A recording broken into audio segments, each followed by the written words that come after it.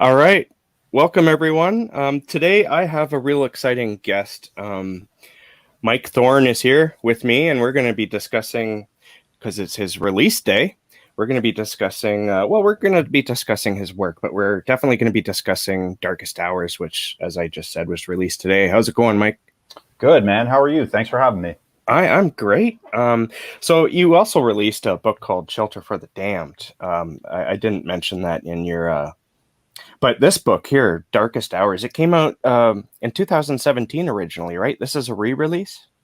Yeah, so it was released originally in 2017, just with the 16 stories. And this re-release has author notes for all of those stories and a foreword by Sadie Hartman, new cover art by Mikio Murakami, and then there's also a section of 17 essays on horror cinema as well. Mm-hmm. So were you filled last night with anxiety and maybe some dread about today at all? Yeah, you know what? Weirdly enough, I was feeling strangely kind of, I don't know if it was anxious. There was just a lot of energy. I had a difficult time sleeping. So, Yeah, no and doubt. my body jolted me awake at 6 a.m. like I was, a kid waiting for Santa to come or something. I don't know. So it's good though. It's all good. Do you have like those light dreams where your brain just spins the same topic over and over again? Like, for example, today it would be about Darkest Hours. You'd like have a picture of the cover in your head and people's reaction to it, and your brain just won't stop. I do get those, yeah, recurring dreams, and those kind of banal nightmares are so they're stressful and they're not anything you can do with. I actually like the most distressing, surreal nightmares. I don't enjoy them while I'm having them, but I can repurpose them for my fiction. So I'm like, all right, Yeah, there's some use to that. just as an aside, I know exactly what you mean. I have like some of these fucked up, completely weird dreams that would probably freak out most people, but I'm like, oh, that was awesome upon waking, right? But I'll Yeah. have like the most mundane dream about hanging out with people or something. Nothing's going on, and I wake up and I'm like, oh my god, that was horrible. It's all about the emotion, right? That you Yeah. feel. Well, if you're excited and whatnot, then if you have monsters tearing you apart, it doesn't matter because you're having fun in the dream, right? Yes. The unconscious mind is like a weird place. It is actually. It's interesting. This is a bit of a detour, but I had a sleep paralysis episode a few months ago that actually ended up turning into a story. The first story in my next collection, Peel Back and See. The story is called Havoc. But it was so vivid. It actually took me, a while to realize, oh, that was just a dream. It was, distressing while it happened, but I got a story out of it. So, thank you, Cthulhu or Satan or whoever. Whatever evil force was behind it. That's right. Yeah. Yeah. I'm glad to know from reading your notes. I'm glad to know that Jim Thompson is an influence to a lot of your work because I haven't read everything by Jim Thompson, but what I have read is like blown my mind. And I find that because I'll read people's books and it'll remind me of Jim Thompson. Maybe it's just like the characters or the tone of the novel or even like the prose, and I'll tell them about it, and they kind of give me like a who stare. So I was really happy to see Jim Thompson mentioned more than once. Yeah, he's a huge influence. I'd say he's one of the two primary influences on Shelter for the Damned. It was mostly Jim Thompson and Hubert Selby Jr. were the writers who influenced Shelter for the Damned. But I went through a period of maybe 2 years where I was just devouring all the Thompson I could get my hands on. It's Yeah, just incredible, huh?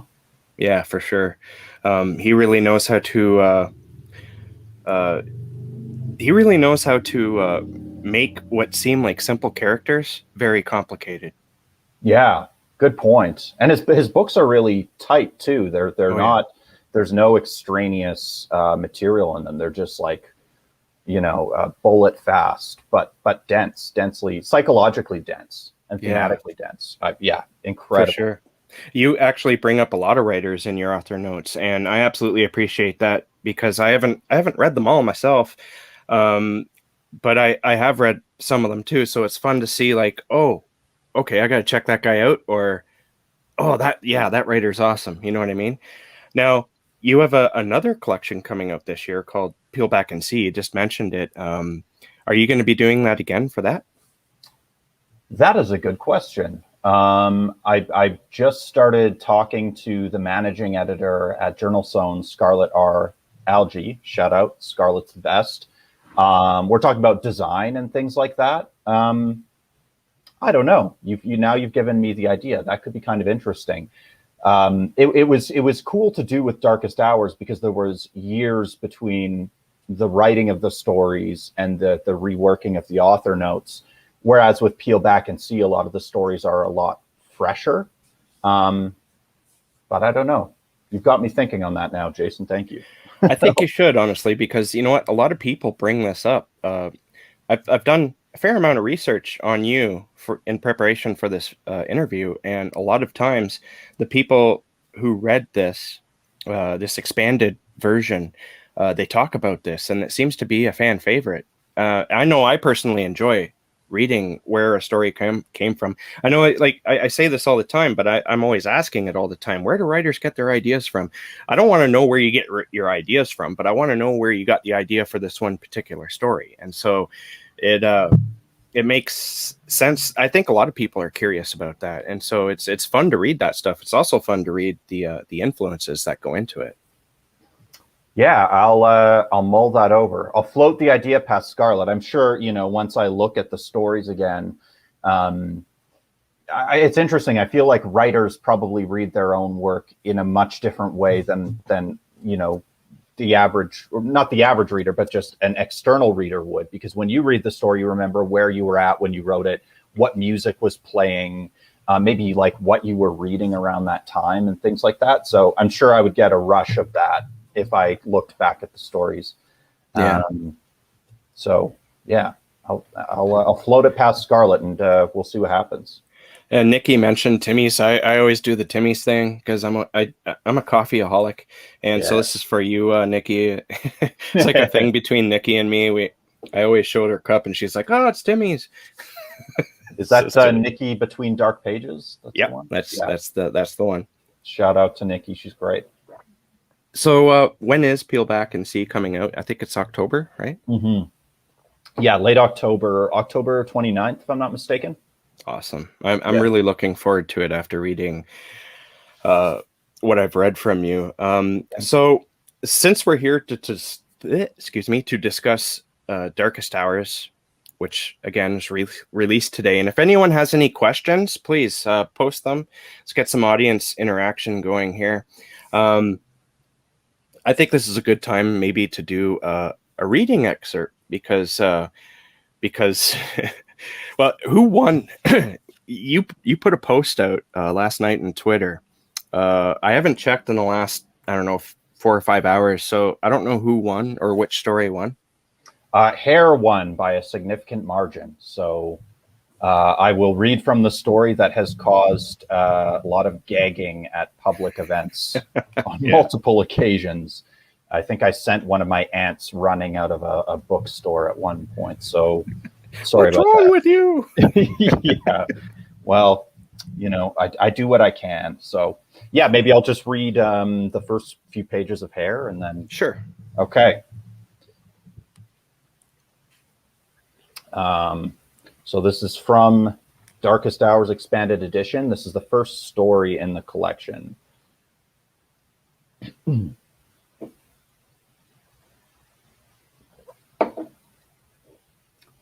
Tonight, Theodore voluntarily ingested hair for the first time. He hadn't seen a barber in years, and it showed, but he never made the effort to keep his locks from landing in his meals. He always let his bangs hang untethered as he tended to the pans on his stovetop. The decision to leave his mane untied while cooking had excited him for quite some time. Truth was, he loved nothing more than gliding his utensils through a plate of hot food and uncovering a hair curled between the ingredients or rising from the sauce, like some illicit secret. In the past, he'd always left it at that. The discovery of a hair was exciting in itself, even dangerous. Tonight, though, when he saw not one but several of his own hairs twined around a spear of asparagus, He made no move to pick them away. He felt the familiar physical reactions: accelerated heart rate, a warming face, the prickling alertness that seemed somehow to bring his every follicle to life. And rather than cutting the sensation short, rather than riding the wave of excitement and then, post-climax, removing the hairs and going on with his meal, he smiled to himself and nodded. His life as the manager of a dirty, dead-end rock and metal t-shirt shop simply didn't afford him enough joy.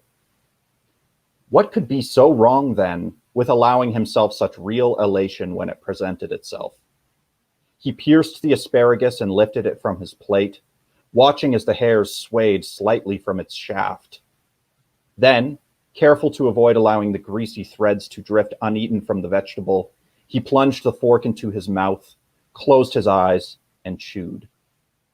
The fibrous morsel broke down and yielded to mastication, but the hairs twisted and slithered about inside his cheeks, as if consciously resistant. Theodore's pulse was a frenzied storm, as he filled his mouth with saliva and sucked with his throat, a reflex forced into motion. Every moment of consumption was heightened, intensely tangible.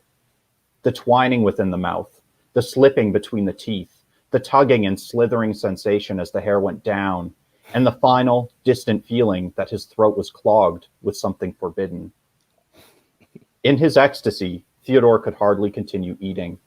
He tried to steady his quivering hands and eventually pushed through, gobbling every last crumb. Not a single bite came close to the orgasm of the hair-spun asparagus. Some might refer to Theodore's hair obsession as unnatural. He was under no delusions to the contrary, but any time he seriously questioned himself, any time the nagging undertow of his thoughts rose up to scream, "There's something wrong with you," any time the guilt bubbled up from his unconscious, he leveled his brain with a coldly rational rebuttal. What could possibly be more natural? Theodore understood his existence through only two comprehensible constants: life and death. Everything else, the chaos that came between the cradle and the grave, was unpredictable. What, then, could trump hair's utter completeness? Hair was both dead and alive. Some said that even after human beings bit the dust, their hairs continued to sprout and extend. Others argued that this was an illusion, simply the result of flesh receding from a corpse's skull. As the skin disintegrated, the roots of the hair exposed themselves, thus providing the deceptive image of extended length. To Theodore's mind, hair filled the tenebrous space between those two reliable poles, living and non-living. Nothing set his body alight, like discovering hair in unexpected places. Nothing more thrilling than to consume the manifestation of existence's paradox. So that's the opening of Hair. Yay, awesome. Do you get to do readings very often? So that was very good. Thank you. Pre-COVID, I did. And I've done a couple collaboration things. I did a piece with Mark Tams, who sadly passed away just within the past year. Rest in peace. But yeah, we did a collaboration on like a musical version of a story from this collection, A New Kind of Drug. And I'm collaborating with a local musician right now. His name is Josh Dez. He records under Wolf Camo. We're doing a piece together. But yeah, pre-COVID, I did some signings and readings, but who knows when or yeah. It's kind of, even now it's still kind of weird to say, pre-COVID or, pre-plague. Yeah, for real. Yeah. Dana Decker had a comment. She said, "I hope this isn't something that offends him at all, because I mean it as a huge fan. One of my favorite books is Scott Smith's The Ruins, and the movie, and his writing reminds me of that story." Interesting. Well, thank you, Dana. I actually have not yet read or seen The Ruins, but I've heard very good things. So I will take that as a as incentive to check it out. Thank you so much. So Hair. Yes. It's really, I found it was really the best story to start this collection, because it really sets the tone, I found, for what this collection is capable of doing to you, because this collection does do things to you. just like your novel. Um, and you know what? Nobody likes hair really, even though we tend to have a lot of it. Um, and everyone has like I found hair in my food story. So I Yeah. was wondering what was the exact, do you remember the exact situation that first gave you the idea to write this story? Um, I remember I was just I was interested in the feeling of revulsion that people get when they discover hair in their food. I don't remember. It must have been a conversation I was having with a friend, or maybe I was like out for dinner with a friend and they found hair in their food, and I saw that, you know, look of horror and disgust that crosses one's face when this happens.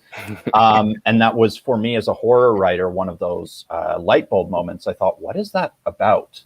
Um, and at the time, I was also reading a story called The Thing, a phenomenology of horror, which seeks to find an unhuman phenomenology, which is kind of a paradox. But essentially, the book is interested in the alienness of the human body. So a subjectivity that is kind of distanced from the material conditions of its past.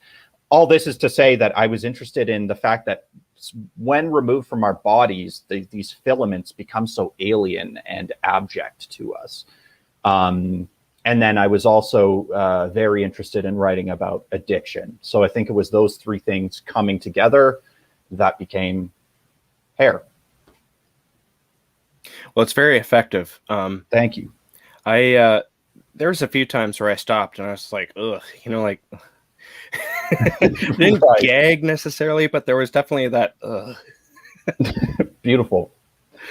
Oh, hey, Mark Allen Gunnels, he was on the show twice this year actually.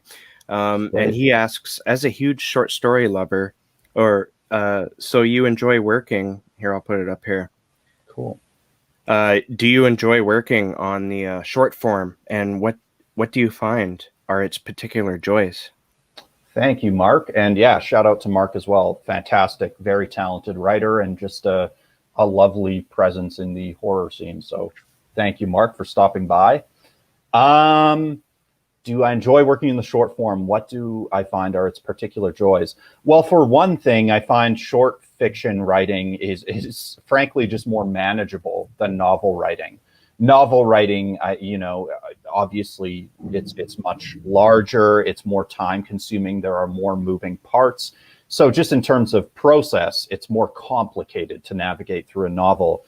I enjoy I enjoy the limitations of short fiction because I find usually my stories will begin with a specific theme or image that I want to explore to its fullest potential.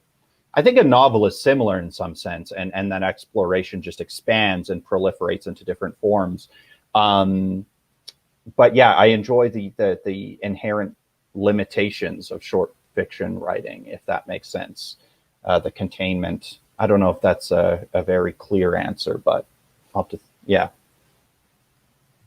Dana Decker says that she gagged. Thank you and sorry, Dana. The next story is Mictian Diabolus.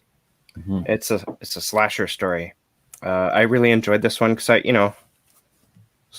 like my slashers. Fuck yeah. And so I was wondering if you were ever considering writing a novel that's a slasher novel. Yeah, I'd love to.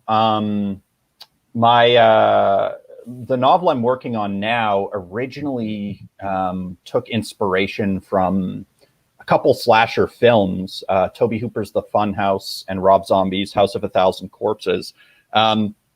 But the novel had other ideas and became more of a kind of a supernatural horror story. But I've actually been floating around the idea of writing a slasher novel set on a college or university campus, either focusing on the faculty or the students. I think I haven't really seen a slasher novel set or focused primarily on a humanities faculty. So I don't know. That's something I've just been thinking about. I haven't started it, but maybe I'll get to that eventually. I think you would be able to do something very, very special with that. Honestly, I would like to encourage you to do it sometime in the future. All right, I'll do my best. Just got to make my way through this novel I'm working on now alive, and then we'll get to the next one. A New Kind of Drug was a very interesting story. This one, it was very weird, but in a good way. One thing I noticed about it and your writing in general is how you're able to seamlessly take two different elements of horror and put them seamlessly almost together. Oh, thank you. In this case, you have the weird drug, and there's another element. I don't really want to spoil it. Do these types of elements come together at the same time when you're about to write a short story, or do they sort of develop on their own as you're going through the writing process?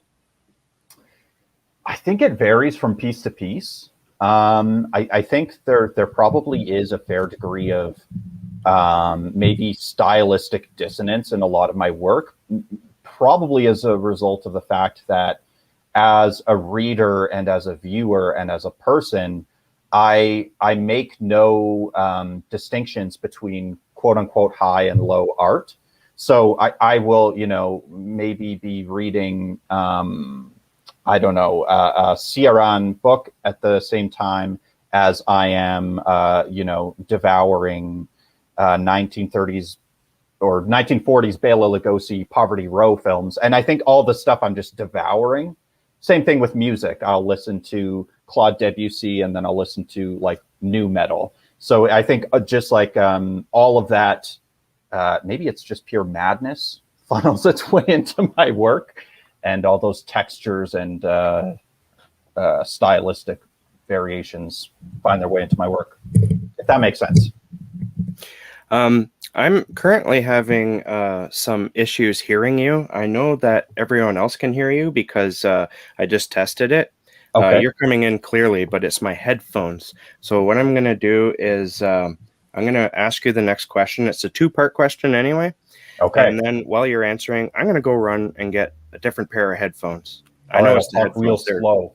Yeah, they're dying on me. So, So the question, actually, I'm going to mention Kayla Lenzen on her channel today. She did a release day review of Darkest Hours, and I thought it was really, really cool. And she mentions the story, The Auteur, and she says it seems to be a reader's favorite, and it certainly was mine because I was one of those kids going to video stores when I was a kid, and I absolutely loved doing that. Hunting for movies and whatnot. But I was really happy to see at the end in the notes that this story was inspired by the Cipher. That's one of my favorite books, and it did have like a really strong Cipher atmosphere and tone to it. And I even thought of like the story isn't really all that similar to the Cipher at all, because Cipher is about a hole in the floor, right? And this is about a movie. It's completely different. But I remember thinking, I think it was the tone of the story. I was like, it's like Cipher a little bit, You managed to capture that dread and the ugliness that was in that story. So how were you able to capture that grim narrative from Koja's masterpiece? Was it intentional? Did you intentionally go into writing it thinking, I want to write a story that feels like that? Or did it, again, just develop as you were writing it? And also, how were you able to turn, 'cause in your notes, you said you worked at a video store and it was a great time in your life. So I was wondering, how did you turn what was a good time into something that was really fucked up? Okay. So first thing first, did I set out to write something as a direct tribute to Kathy Koja? It's never as overt as that, I don't think. I think my influences find their way into my fiction more organically. First and foremost, The Auteur arose just from my lifelong passion for film, and in this case, particularly horror films. So I wanted to write a story that had a distinctly cinematic quality. And around the time that I wrote it, again, I had just been devouring a lot of Koja's fiction, not only The Cipher, but Skin and Kink and Strange Angels and Extremities and on and on. I just, everything I could get my hands on by Koja, I was picking up at that time. And then as for how do I turn a pleasant time in my life into a horror story, I guess the quickest answer to that is just, you know, that's what I do as a horror writer. I take the familiar and the benign and I turn it into something grotesque and sinister and not so beautiful. So I think I answered both of the questions, Jason, and hopefully your new headphones are. Can you hear me? Let's see. Can you hear me okay? Be blanks. He was on. He said my audio dropped out too. So yeah, that might have been me because I was hitting a whole bunch of buttons and then I got you muted somehow and I couldn't unmute you. I couldn't hear you. It was just a mess. Are people still online? Are they? Yeah, Dana's back. Thanks, hopefully Dana. The rest will come back too. Okay. All right. So I totally missed the answer to Kayla's the comment I made on all that. So I guess we won't reiterate that because everyone else probably did hear it. Okay. I wanted to go into. I found that there's a fair amount of stories have a strong cause and effect theme. Most people talk about addiction when they talk about your stories, but I found that there's also a really strong cause and effect theme, like the story Choo Choo. I think that's a great example. Is the reality of dealing with consequences or dealing with consequences for doing bad decisions, is that something you've had to struggle with in your life? Yeah. I mean, I'm sure everybody has to some degree. I mean, I think some of a story like Choo Choo draws a fair bit from my memories of adolescence and teenage years, just acting out and doing things simply because you know you shouldn't do them. I often return to a line from Edgar Allan Poe's The Black Cat, where he describes this human impulse as, I think he calls it the spirit of perverseness, where we do things simply because we know we shouldn't. So in a sense, you're like either unconsciously or subconsciously aware of that cause and effect relation going in, and yet you do it anyway. So yeah, that's an interesting question, that idea of cause and effect. I read a book called what was the name of it? It's a book by Quentin Melassu, where he argues that basically the universe is governed by contingency. So, and I think I subscribe to that notion to some degree. So that also probably finds its way into my fiction. I don't know if that answers your question, but it's a very good question. I find that interesting because it seems like a lot of people, maybe it's what you were explaining there, but it seems like a lot of people are just, they don't think before they do, and and stories like this happen. And it's kind of a heartbreaking story.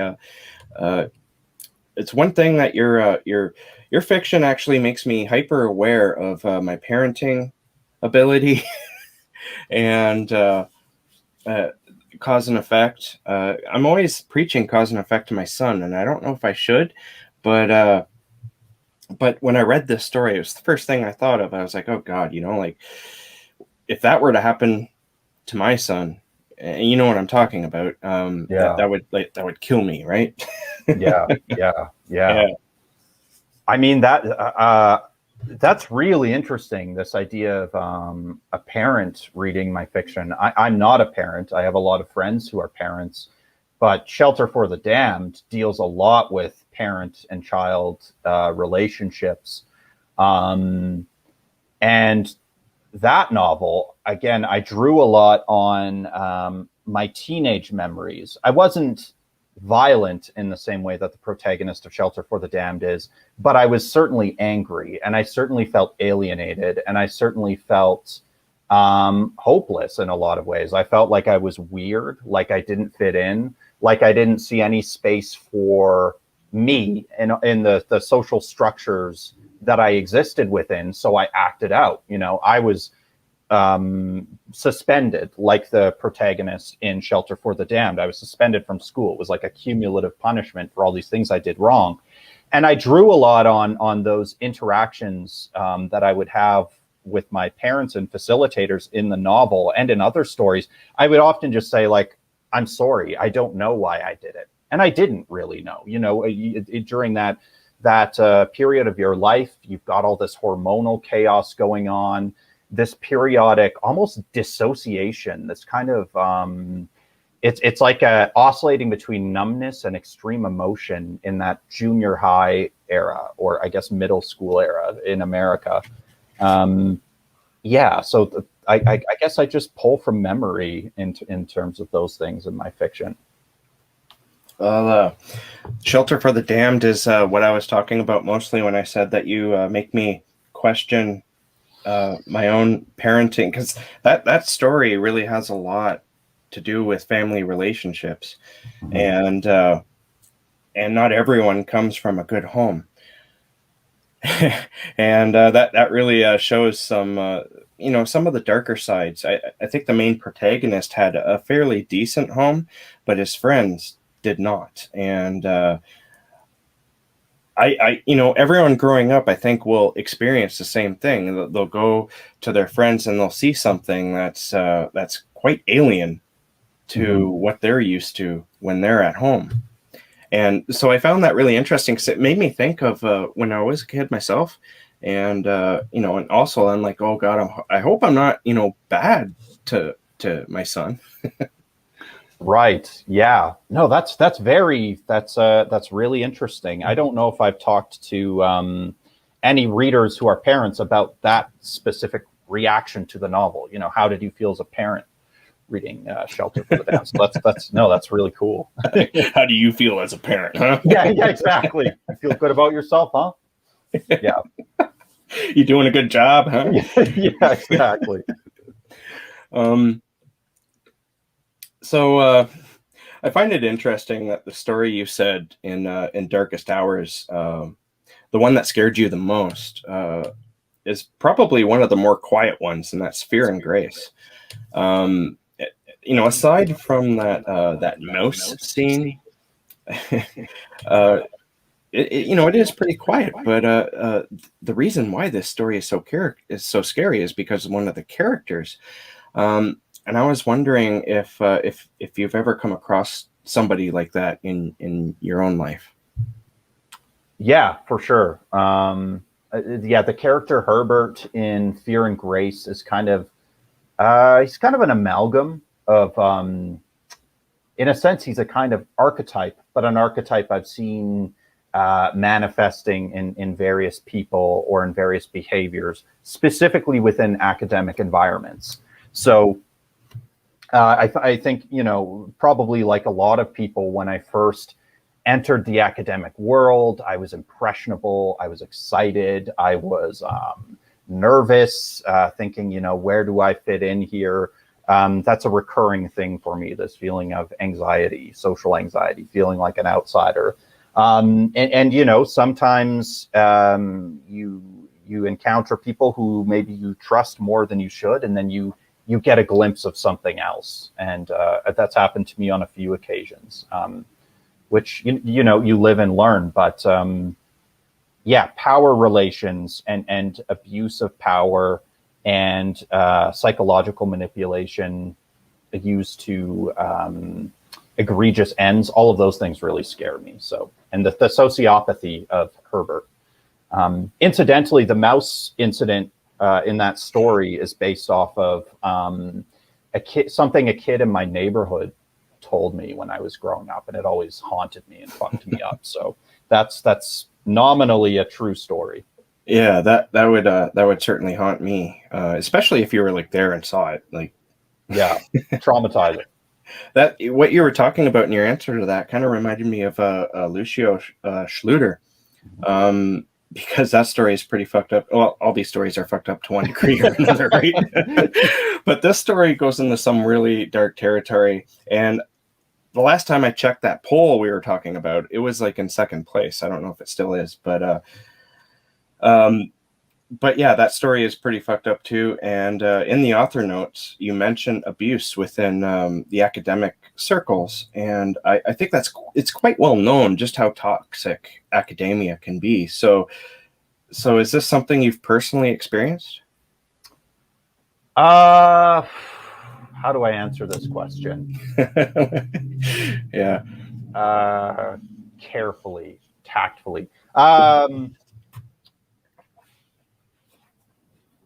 I'll say to some degree, yeah. So my stories draw. It's never like an explicit grafting of my experiences onto fiction, but I might pull fragments of memories, fragments of relationships, often in a very abstracted way. And then I might also draw on stories I've heard, anecdotes, things I read in the news, or images from films, images from fiction. So it's always kind of a concoction of those things. But yeah, I definitely, to speak broadly about it, I had a couple experiences during my undergrad that were especially distressing. These kinds of moments of these encounters that revealed something I wasn't conscious of beforehand, and I tried to process that through my fiction, as I do with all of my traumas, micro and macro. That's my job as a horror writer, I guess, is and then relay them to somebody else. Yeah. That's my line of work. The funny thing about horror is it tends to focus on the negative things in life, and there being monsters that are killing people is the very basic idea of what horror is. Of course, you're gonna focus on that. But you mentioned in your notes a lot about pessimism, and of course the philosophy or pessimistic philosophies. But I was wondering if it's possible at all. Do you think it's possible at all to turn that on its head and use? Is there such thing as like a more positive philosophy that you could base horror on? Would that work? Would that even be interesting? I mean, I think it's been done. I think Ray Bradbury and Stephen King, to a large degree, are often quite optimistic in their resolutions. That's not to say their work is without its fair share of darkness, but I think they find a kind of ultimate a grounds for optimism in their fiction. I think there's like a wide spectrum of worldviews within the horror genre. At its simplest form, I guess it's a matter of asking, are the monsters defeated at the end, or is normalcy restored? Sometimes it's a question of, is normal worthy of restoration, or should we strive for something better? I'm actually interested in a kind of positivist pessimism, which again sounds like a paradox, but I wrote in my thesis this term called exuberant demontology. And demontology is a study of nothing, but a kind of productivity out of nothingness, or generating negative knowledge. That can be a kind of positivity. It sounds like a contradiction in terms, but it's something I've been exploring for a while. And I don't know if I've resolved anything on that front, but that sounds like it would be quite difficult to resolve, honestly. Yeah. Because you'd go into like many metaphysical things, because there's people like even me sometimes just seems like the universe has it in for you, like earlier with my headphones issue. Yeah. I've been looking forward to this interview all week, and then my headphones die on me and it screws up the whole thing, right? Seems like there's this cosmic joke that's continuously coming after you. Do you find that at all? Yeah, that's Yog-Sothoth fucking with us. Just Yogg-Sothoth being all petty today. Yeah. Yeah, no, for sure. It's and I mean, my pessimism, I think it stems both from my philosophical and my aesthetic interests, but also just from lifelong challenges with depression. And it's hard to know, what comes from a mental narrative affiliated with that disorder, and what of it is just an actual access to the reality of things. Yeah. But so that's I'm always grappling with pessimism for sure. Yeah, I think it's good too. Honestly, I think if you lean either one way or the other too much, it can damage you. Mm-hmm. For the author's notes for Mired, you discussed the need you had to write something a little more lighthearted or at least funny, comedic. But I found, honestly, while reading through your stories in this in this collection, that a lot of your stories actually have at least a little bit of comedy in them. Do you surprise yourself while you're writing when the story, maybe you envisioned it as being completely dark and dreadful? Do you ever surprise yourself that the story actually came out with a bit of comedy in it? Honestly, I'm glad you bring up the comedy, because it shows me that there are other freaks like me out there. I think I have a really twisted sense of humor. Yeah, I agree. I think, to me, most of my fiction is kind of funny to some degree, but you never know if that comes through to all readers. But yeah, I think while I have quote unquote serious goals in mind when I'm setting out to write something, I also I think I have a sense of humor, and I hope that finds its way into the fiction. I think it's just organically always there. I do have a very dark sense of humor, so I think it's just it's just endemic to the work in some sense. Yeah, maybe it's possible that I found things comedic, or maybe found the comedic nuggets in certain places where others wouldn't. Others might be like, "Oh, that was horrible," and I'm like, one of us yeah. will gobble. But speaking of like comedy and tragedy, because they often go together very well, and can you explain why that is? I suppose that probably comes back to this idea of contingency or disorder, just the nature of existence. It's chaotic and it's unpredictable and it fluctuates, and sometimes something really horrible will happen, and there's there'll be a happy song playing on the radio, and it leads to this kind of ironic dissonance. When I was writing the conclusion to the story Long Man in this collection, for some reason I had Cher's song Believe looping in my head, which I was like, this is so fucked up, but it's also kind of weirdly funny. Yeah. So I worked that into the story. Sometimes even just that dissonance can cause us to laugh, just the discomfort of it. Yeah, I remember getting a good chuckle when I read that at the end of that story, that you had that song stuck in your head and you're like, I don't know why.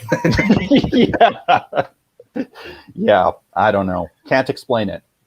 The Long Man was actually another favorite of mine from this. It had one of the freakiest scenes I've ever read near the end there. I'm not going to say what it was, but you probably have an idea what I'm talking about. Mm-hmm. I read it while I was at work, and I had to give myself like a physical shake, because I did not see that coming at all. And it was just, oh my God, So this story, along with Remembering Absence, these stories are related. You wouldn't know it just without reading the author's notes at all, but they are related in that they are the result of what was a failed novel, right? I was wondering, what was the novel about exactly, and how did it fail? Yeah, so it was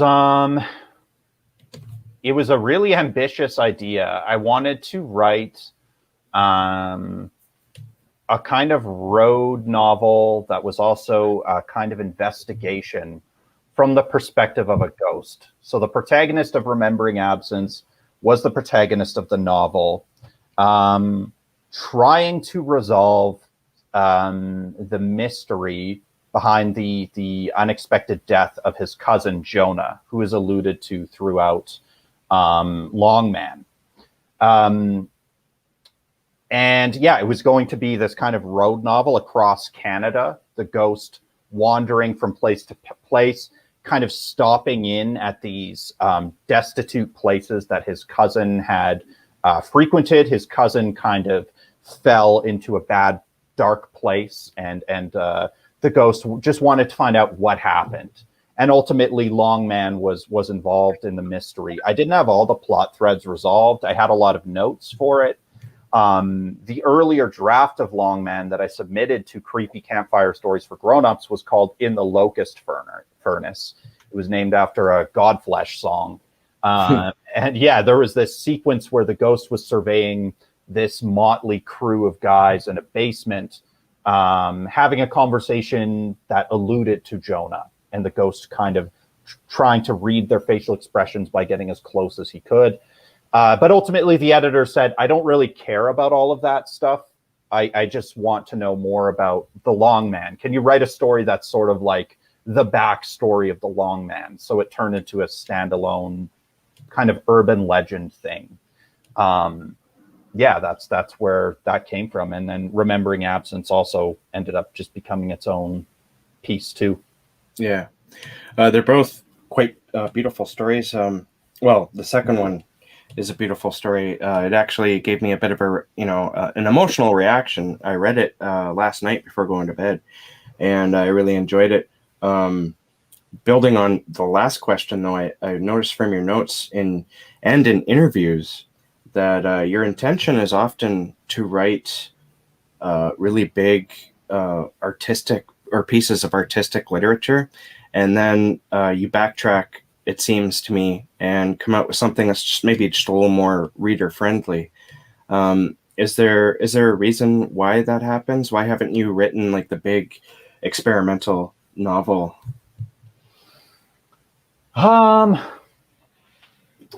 Maybe I will write outside of the genre eventually. I think I often just end up submitting to my darkest impulses, just because I'm such a big fan of the horror genre.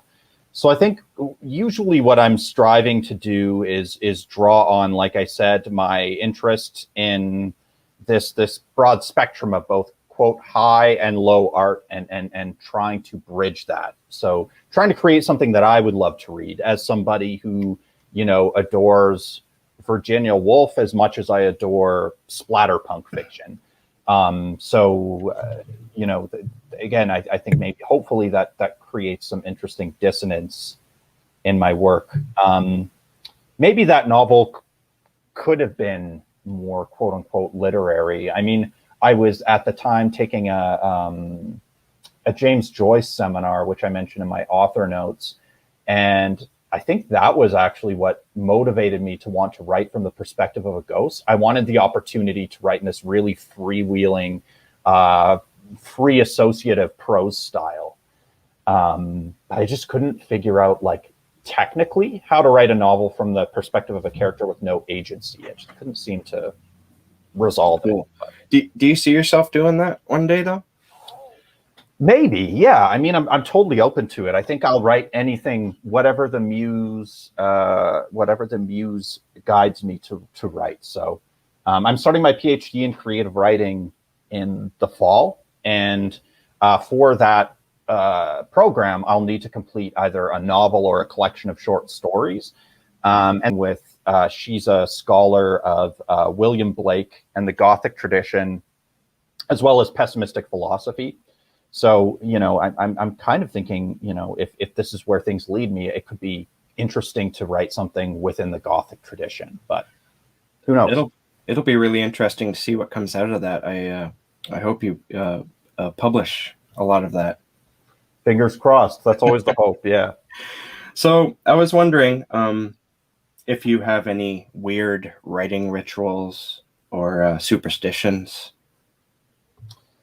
Uh, I am like the most boring person when it comes to my writing rituals. I've had people ask, and I try to come up with the most grotesque, arcane ritual. So there's no goat slaughtering or drinking the No, blood, man, I'm eating the heart. vegan. I'm vegan, so I can't even make that up.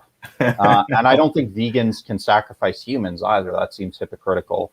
Yeah, So no, I use my fingers and I hit the keys on the keyboard, and things happen. Sometimes I'll listen to music when I write. I guess this might be the most interesting thing. When I'm first drafting a story, I'll either listen to music that's really minimalist and sparse, like ambient and drone music, or something that's really, really heavy. So like black metal or grindcore or death metal, as long as the lyrics aren't intelligible. So yeah, yeah. Do you find that influences, like if you're listening to a piece of music, do you find that influences, or the music itself influences the tone of the story at all? it might well influence the tone. But I think more than anything, what I'm using the music to do is drown out all the external noise, the people screaming on the street and the motorcycles and things like that. So more than anything, it's just there for utilitarian purposes. Yeah. You did an author spotlight for Dark Between Pages, Nikki's channel, and I believe it was there anyway. You said that it took you a few years to write Shelter for the Damned. Were there periods while writing it where you just abandoned the whole thing until you felt comfortable to pick it back up again? Yeah, absolutely. Yeah, that book was a long process that took many different forms. I've talked about this in a lot of interviews, but for a while it was written as basically a like an epic prose poem. It had no punctuation aside from commas and slashes, and I had these concrete poetry sections where the shack was kind of summoning itself out of commas and slashes. I was too liberally influenced by Hubert Selby Jr., I think, at that point. Yeah, so and there were a few points where the book just sat in a box for sometimes a year at a time, and then I would come back to it, and eventually I decided to reimagine it as a more conventionally formatted novel with the, I think, wise suggestions of one of my mentors, Randy Schroeder, who wrote a great book called Arctic Smoke. Yeah. Very cool. In one of the author's notes for Darkest Hours, you mentioned imposter syndrome and anxiety. How big of a role has that played in your writing? And do you still suffer from those? Big time. Yeah. I have that infamous triple threat that plagues a lot of people, I think, in the academic world, and probably people all over, which is anxiety, imposter syndrome, and depression. Depression is the most persistent of the three, the loudest, the toughest to fight. And I primarily use my fiction as a defensive process, or a cathartic or a therapeutic process. So I'm not so much thinking about offending the reader, although I'm sure some of my fiction could be qualified as offensive. It's more about defending myself, exorcising myself of the things that scare me and the things that hurt me. So my fiction is usually an effort to ward off those things. But yeah, ongoing. It's an ongoing process, like lifelong, for sure. I've heard artists actually talk about musicians and writers talk about using that well of hurt from, especially from your earlier life, because that's when you're most impressionable. But I was wondering if with what you just said, do you ever fear, like maybe not fear, but do you have any idea of where you might go if that well runs dry? The hurt. Yeah. It's interesting, actually. I was having a conversation with a therapist a few months ago about this. She said, it seems like you've experienced a lot of anger and hurt and pain in the past, and she was noticing that I was, making some progress, and she asked me that very question. She said, and she said, in real life, you're a fairly gentle, kind, easygoing person, and she gave me a term that was something like strategic dissociation, and it's similar to what therapists do. So when therapists enter the office to engage with a client, they're not they're in a sense dissociating, because if they fully I guess submitted to whatever emotional baggage or excess is happening in that office, it would be exhausting. They couldn't function in the real world. So I think as a writer, that's similarly what I need to do, is to when I'm writing, find the means to tap into that place, but when I'm not writing, be relieved of it. That's the ultimate goal. I don't know if that answers the question, but yeah. Is there anything that you do, like, how do you overcome the process of depression and anxiety, and especially imposter syndrome? I mean, like I said, it's an ongoing process. For me, I find it helps to have a daily practice of meditation. I haven't been great at that recently. I take medication, and I'm trying to figure out the right dosage for me. Not everybody finds that works for them, but I'm open to whatever. And therapy, leaning on friends and family, eating properly, sleep, diet, and exercise, all those usual things. So it's a lot, but it's a matter of just trying to stay on top of it, trying to be conscious of where I'm at any given moment. So it's a process. What makes you come back? Like, let's just say you dropped Shelter for the Damned. You're like, this is just too much. I can't do it right now. And you drop it for like 6 months to a year, we'll just say. What makes you go back to it?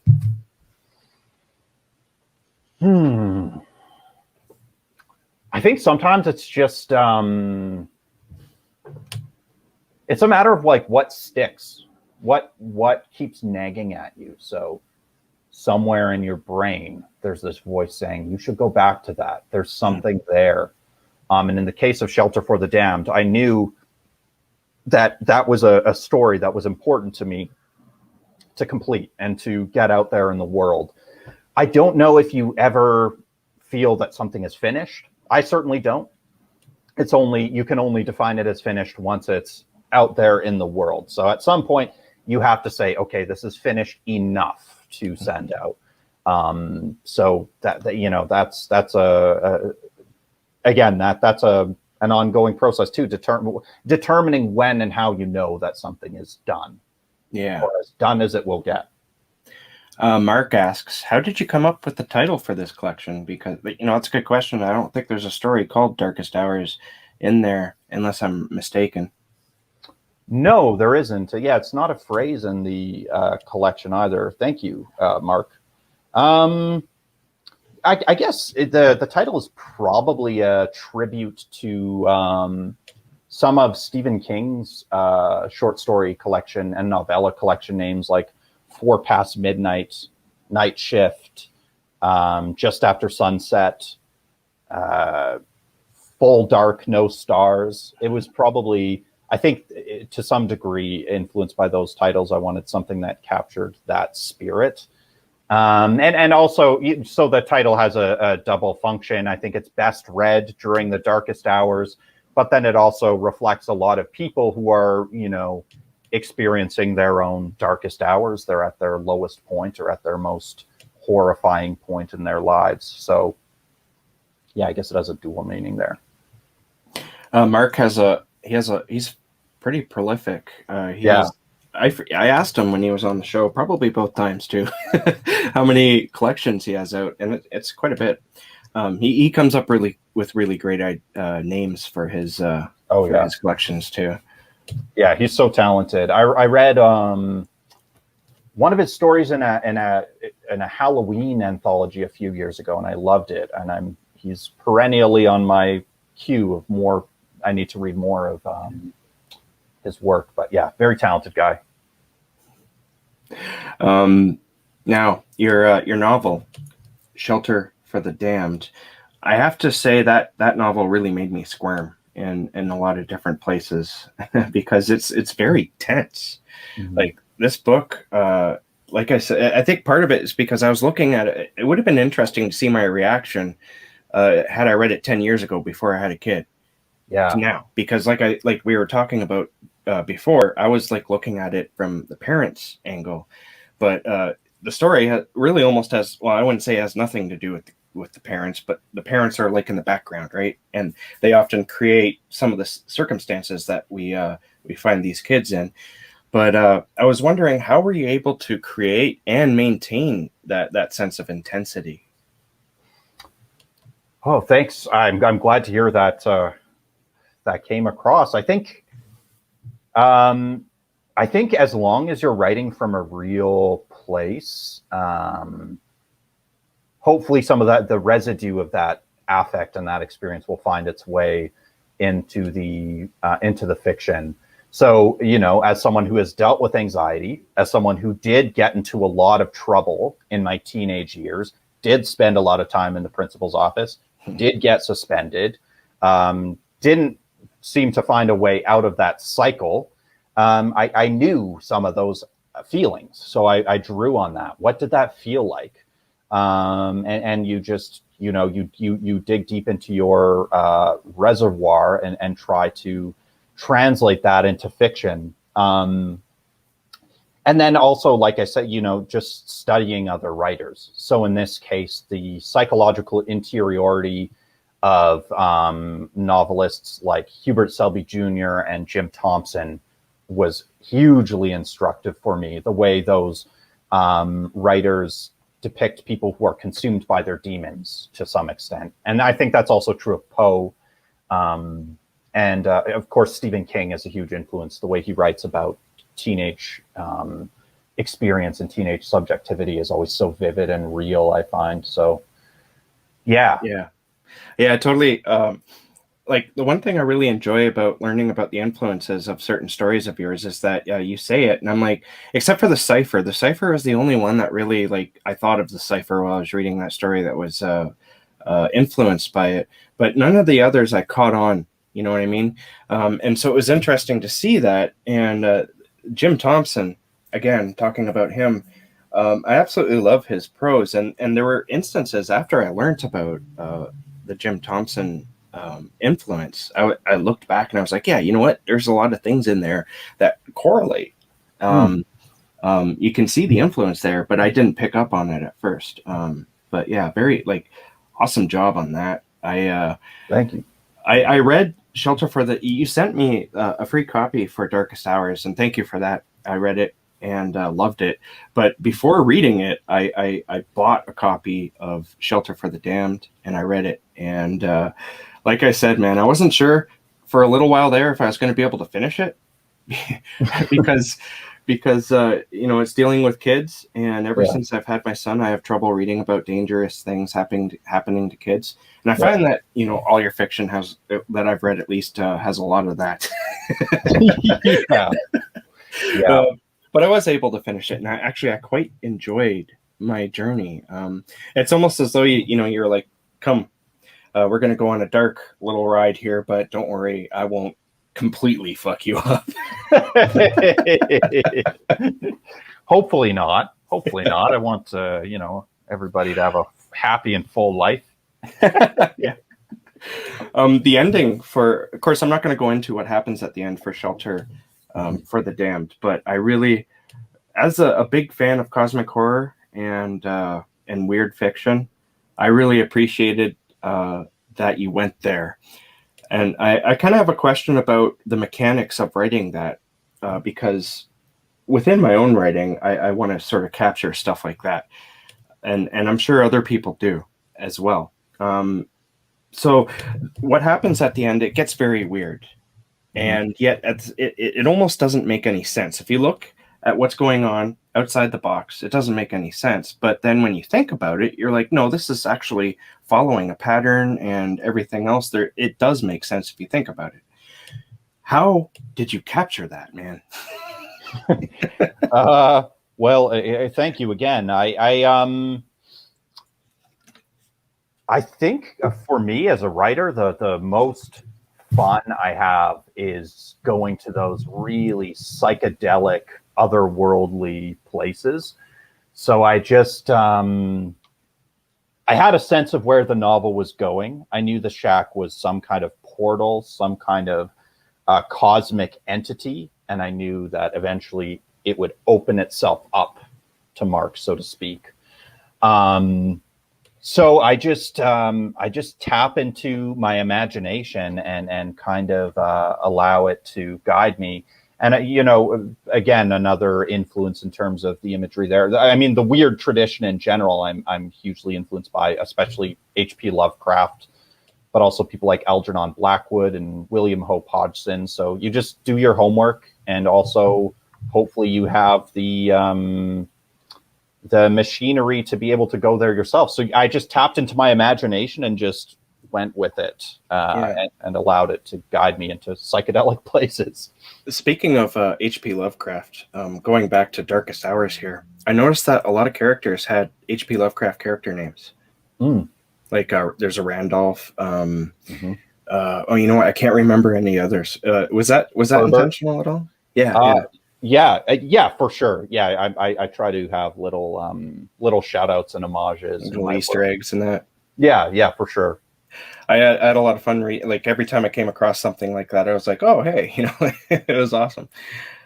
So, in my own anxiety, because I put that question out, or at least a call to action for people to ask questions for this interview. I was talking to Nikki about this, and I was like, "Do you have any questions that you didn't get to ask in your author profile with him?" And she did send me a couple here, and they're actually really good questions. She wants to know what's your favorite parts of the publishing process? My favorite part of the publishing process? I think the most gratifying is just seeing the completed book, just seeing it actualized as an object in the world, and engaging with readers, and that's for me. Yeah. So once the book exists in the world and being able to talk to folks who have read the work and engage with the work, that's my favorite part. Yeah, I'd have to say that's where I get the most pleasure. If Shelter for the Damned was adapted to a film, who would you have? She asks, who would you cast as the characters? But I'm going to change it a bit. I want to know, who would you have directed? That's a really interesting question, because I'm actually, I've finished working on a treatment of Shelter for the Damned, which is essentially a blueprint for a screenplay. And I've been in talks with the great Jamie Blanks, who has become a dear friend of mine. He directed Urban Legend, Valentine, Storm Warning, and Long Weekend. So Jamie would be, my first pick. He and I are dead set on collaborating on something together.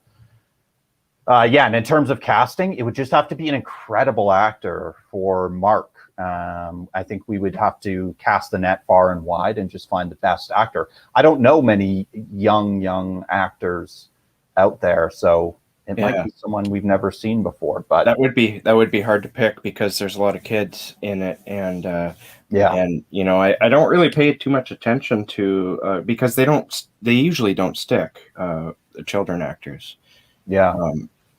But yeah, you never know, right? Hang on here.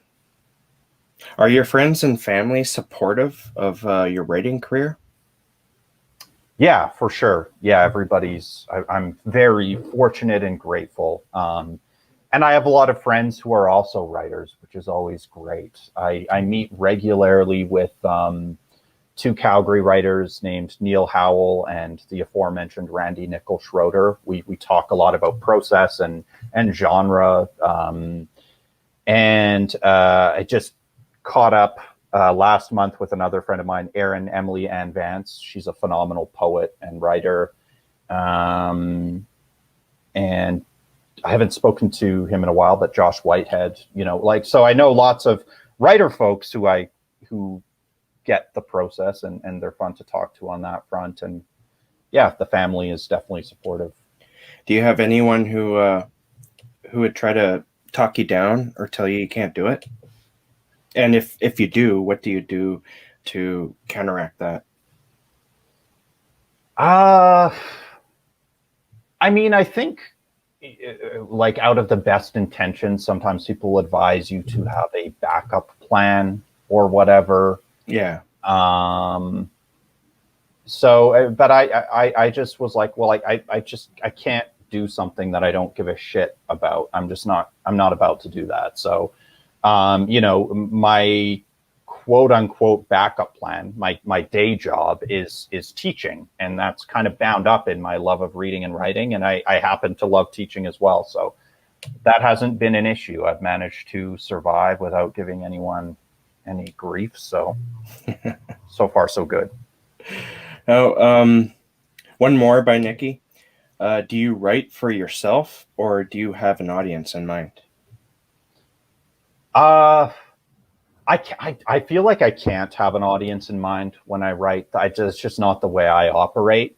Mm-hmm. I have to write from a real, authentic place. And in order to make any movement on my work, I have to just shut all of that out. What would, this kind of reader think? Would it fit into this shelf at the bookstore or whatever? I can't even entertain those ideas while I'm writing. All that stuff, you can sort out after you've written and rewritten and drafted and edited and all of that. Yeah. Yeah. All right. So if anyone has any questions, I only have a few more myself. So please feel free to ask, and we will get to them. And if you asked one before that wasn't answered, it might have been during our issues, or I might have missed it because there's a while there the comments were going pretty quick. So please ask again. I want to move into a little bit of discussion in regards to the movie essays at the end of Darkest Hours, because I absolutely love watching movies myself. I've watched horror movies for like decades, Oh, yeah. And so reading through your essays, which I did today before the interview, I was so happy because you bring up a lot of things that generally piss me off because people have negative things to say about it. But you went on to praise this stuff. And one of those things is Rob Zombie movies.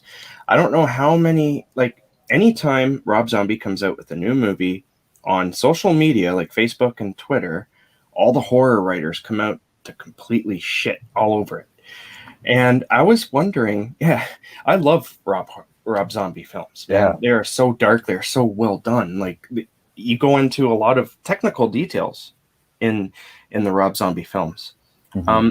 I was wondering if you have an opinion as to why people seem to not take to his stuff. I think, honestly, he's going to be remembered after he's gone, and his films are going to be classics. That's the way I think, right? Like, because most of these directors who are genius, I think Rob Zombie might be genius.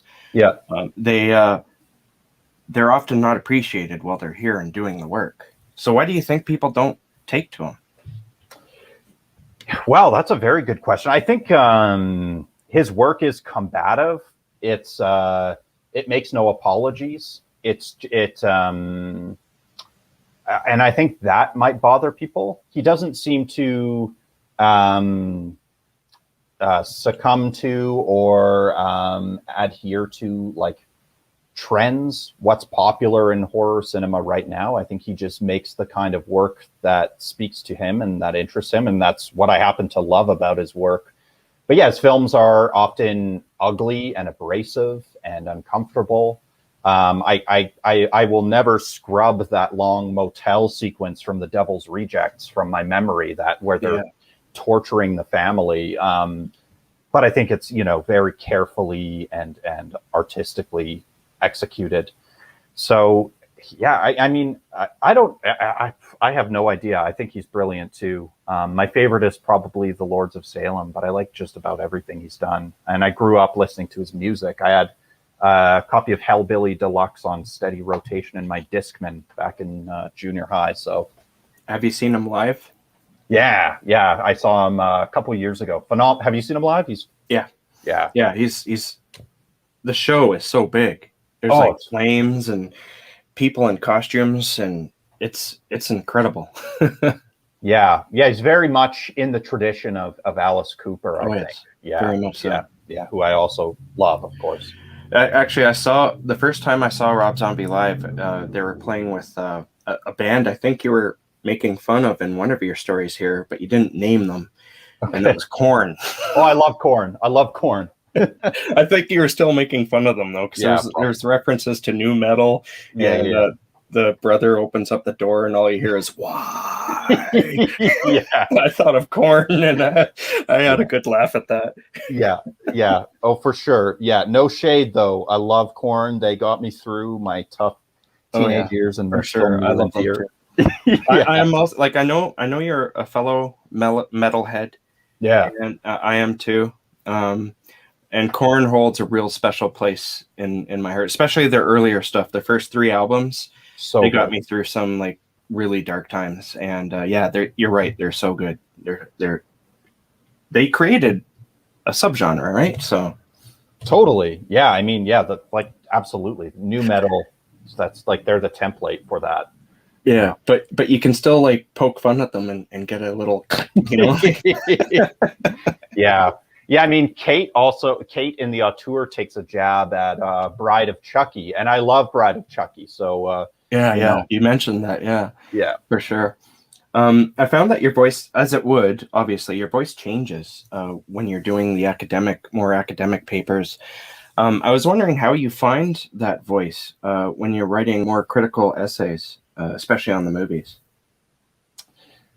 Probably just comes from all the essays I've had to write for classes. So I just naturally slip into that mode when I'm writing critical work. And I see Michael just shouted out Burzum and Dark Throne. Good shit. Yeah.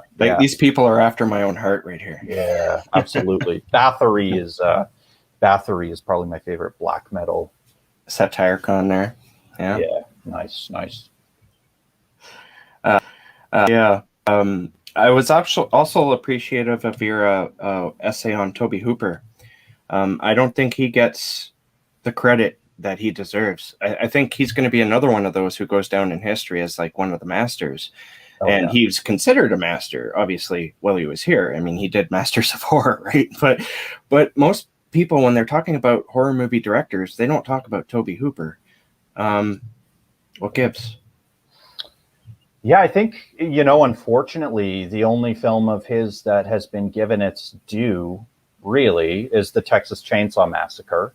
There have been some, I think, since debunked myths that he didn't actually direct Poltergeist. That's long been disproven. But actually, I was really honored and happy to be able to contribute an essay to an anthology that just came out through the University of Texas Press called American Twilight. And it's a really comprehensive, peer-reviewed study, tons of scholars writing on basically all of Hooper's films. Like, when they asked me, they said, we only have a couple titles left to touch on, and I ended up writing on Crocodile and Eaten Alive. So esoteric films that aren't normally discussed. So I'm glad that book is out. They're exceptionally hard to find, too, these days. Yeah, for sure. I see Rob Shepard just shouted out Alice Cooper. Yes, Alice Cooper is the GOAT. The best. Yes, for sure. Yeah. Do you write in any other medium? I mean, mostly you do the critique for horror movies and you write fiction. Do you write, I mean, being a music fan, do you write music critique too?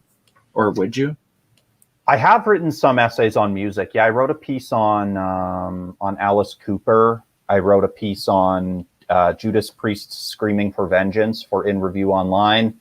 I wrote a piece on actually the Korn album Untouchables as well.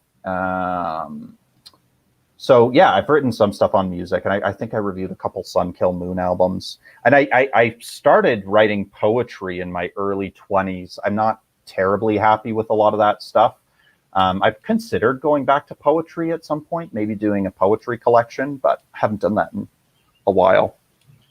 Yeah. I used to write poetry too, but they were more like really bad song lyrics. Yeah, I think most of that stuff would make me cringe now, but yeah, it's got a question here from Dana.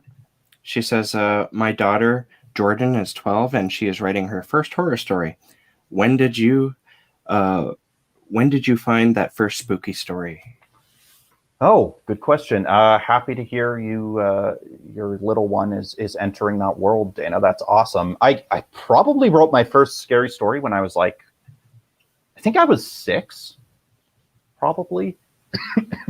I just remember I was digging through a box of old stuff the other day, and I saw there was a stack of ghost-shaped paper. It must have been like a first grade class assignment. And I wrote a story that ended with someone being stabbed by a ghost's knife, and I spelt knife without a K at the beginning.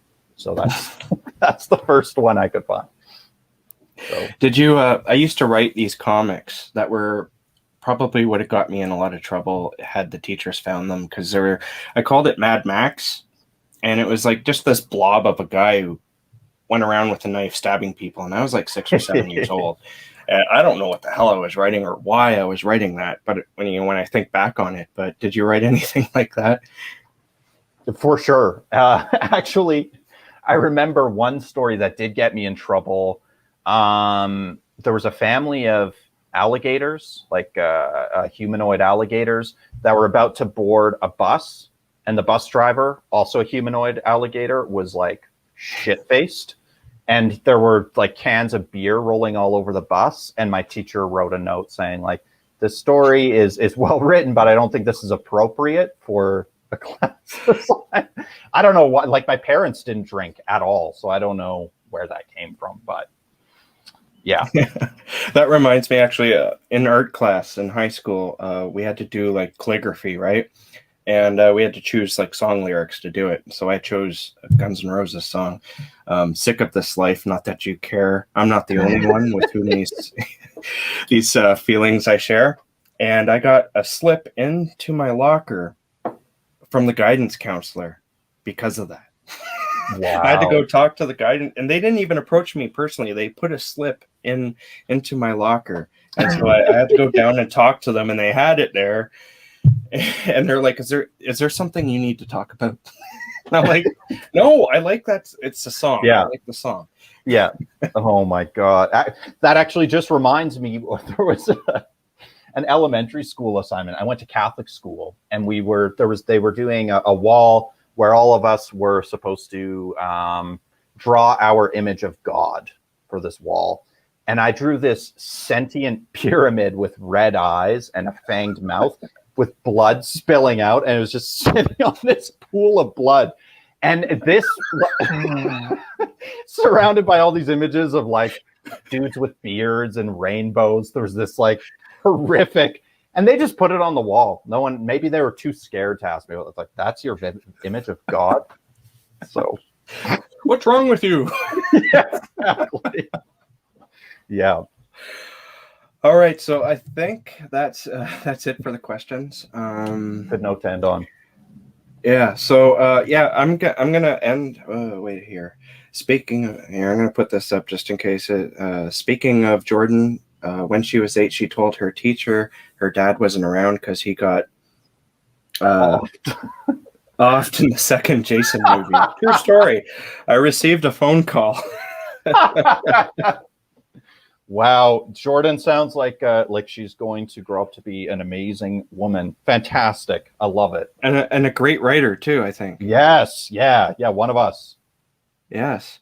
All right. So I'm going to end this. I want to thank you, and thank you for putting up with my stupid headphones that died on me.